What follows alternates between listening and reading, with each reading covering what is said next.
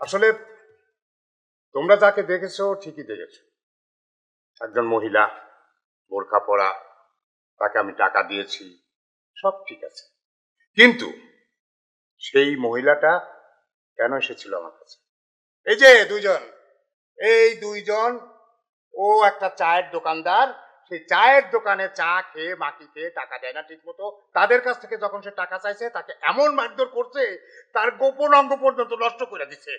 এখন সেই লোকটার অনেক টাকা লাগবে চিকিৎসা করতে, সে এই অবস্থার কথা তার বাড়িতে বলতে পারতেছে না, টাকারও জোগাড় করতে পারতেছে না। তখন সে কি করবে? আমার শরণাপন্ন হচ্ছে, আমার বাড়িতে আসছে। বাড়িতে আসার পরে সে কেন বোরখা পড়ছে চিন্তা করছে, যদি দুই জামাইয়ের সঙ্গে দেখা হয় তাহলে তারা মারধর করতে পারে, তাই ভয়ে নিজেকে মহিলা সাজিয়ে ও আমাদের এখানে আসছে।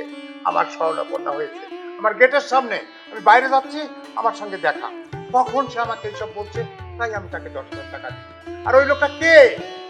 ওটা মহিলা না, ওটা একটা লোক, পুরুষ লোক। সে হচ্ছে রশিদ দোকানদার, চায়ের দোকানদার। বুঝতে পেরেছো?